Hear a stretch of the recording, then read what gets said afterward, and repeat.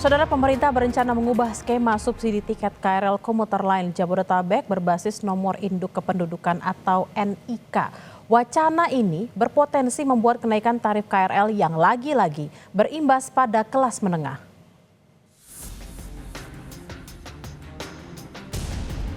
Rencana pemerintah mengubah skema subsidi tiket KRL komuter lain Jabodetabek berbasis nomor induk kependudukan atau NIK membuat gaduh di tengah masyarakat.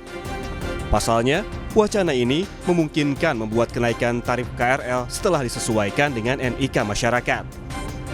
Rencana mengubah skema subsidi tiket KRL komuter lain Jabodetabek berbasis NIK justru muncul saat jumlah kelas menengah anjlok.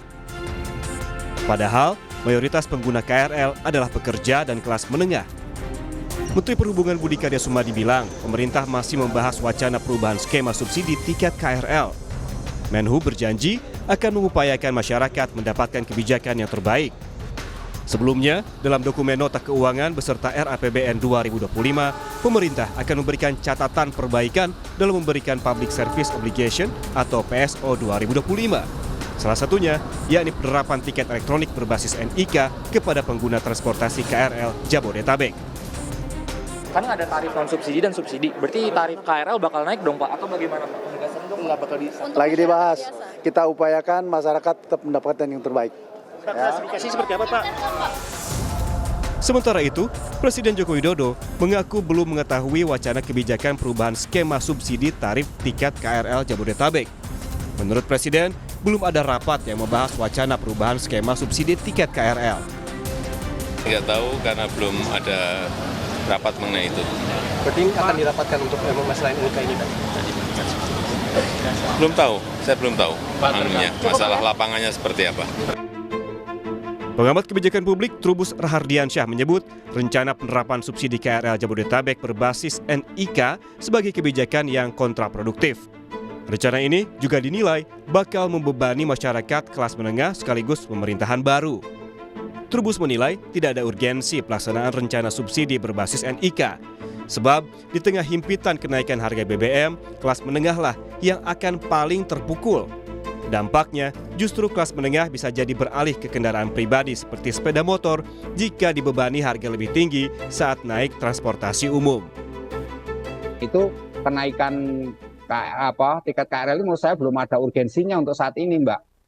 Karena kondisi ekonomi tekanan ekonomi untuk masyarakat menengah ke bawah sangat luar biasa sekarang ini, sehingga saya khawatir ini tidak akan efektif hujan ini. Yang kedua, kalau misalnya menggunakan sistem NIK gitu ya, maka yang paling parah adalah mereka yang kategori menengah, Mbak, gitu. Dan saya khawatir ini kelas menengah tidak lagi mau menggunakan KRL nantinya gitu, malah akan mungkin berinovasi menggunakan kendaraan pribadi.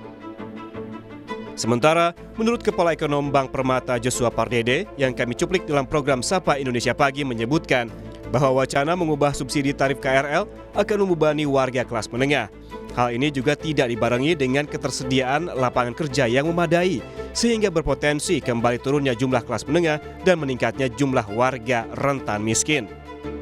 Juga menunjukkan bahwa lapangan kerja informal ini terus meningkat, sementara itu lapangan kerja yang formal ini makin menurun.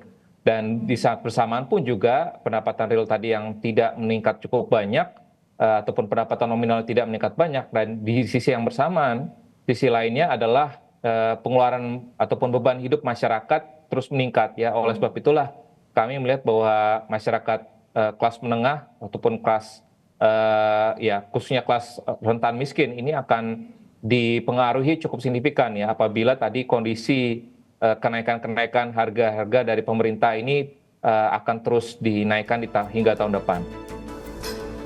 Banyaknya suara yang datang dari kelas menengah yang menentang wacana skema subsidi tiket KRL berbasis NIK mestinya jadi pertimbangan besar bagi pemerintah untuk mengkaji ulang rencana ini.